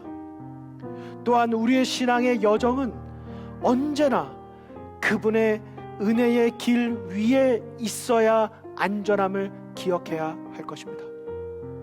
그리고 우리의 신앙의 최종적인 종착지는 하나님의 은혜의 보좌가 되어야 할 것입니다.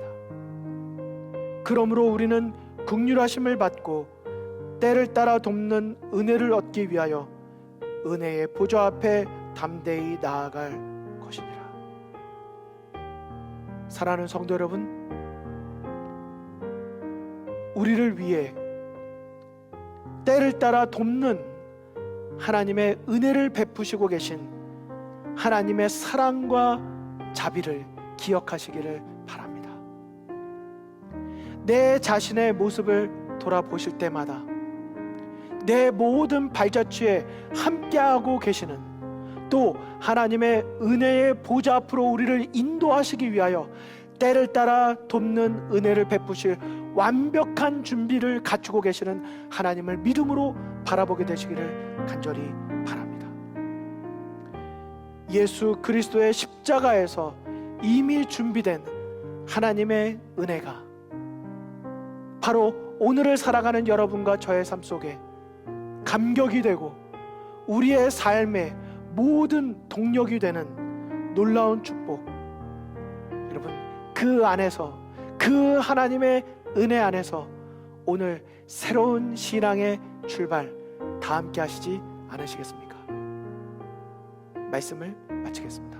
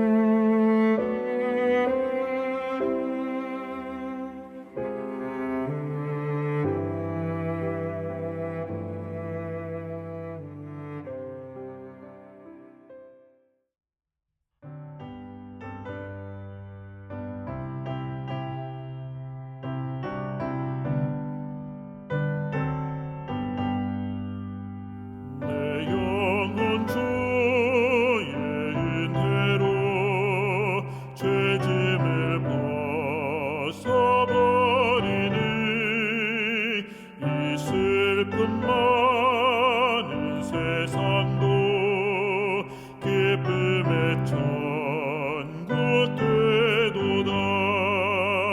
오 할렐루야 나의 주 내 지은 죄를 사하고 또 나와 함께 계시니 기쁨의 천국 되도다.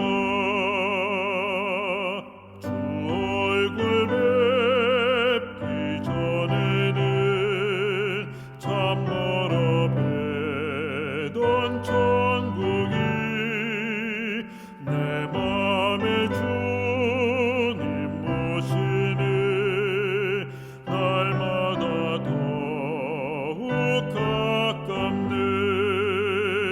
오 할렐루야 나의 주 내 지은 죄를 사하고 또 나와 함께 계시니 기쁨의 천국 되도다.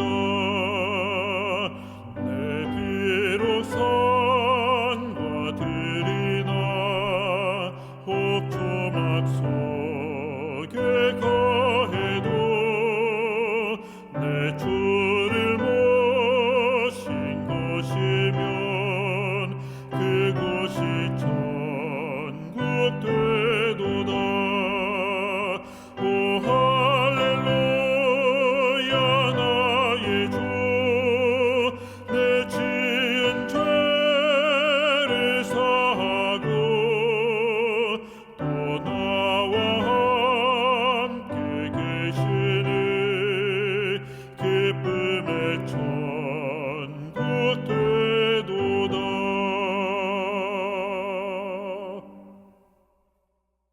하늘에 계신 아버지 하나님, 하나님의 무한하신 은혜를 인하여 진정으로 감사를 드립니다.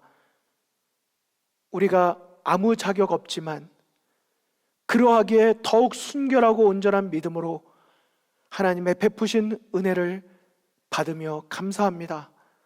하나님, 우리가 예수 그리스도의 십자가를 주목하여 바라볼 때마다 하나님의 은혜를 깨닫게 하시고 하나님의 은혜에 대하여 반응하는 그리스도인의 진정한 행복과 그 삶을 우리가 매 순간 살아가게 하여 주시옵소서. 하나님의 은혜 안에 머물며 하나님의 은혜를 내 이웃들에게 나누는 아름다운 그리스도인의 삶을 살아가게 하여 주시옵소서. 하나님, 하나님께 드려진 이 헌금을 받아주시고 이 복음 재정이 도달하는 곳마다 예수 그리스도의 복음이 증거되며 많은 영혼들이 예수 그리스도를 개인의 구주로 영접하는 하나님의 은혜의 나라가 확장되는 역사가 있도록 함께하여 주시옵소서. 이 모든 말씀 예수 그리스도의 이름으로 간절히 기도드립니다. 아멘.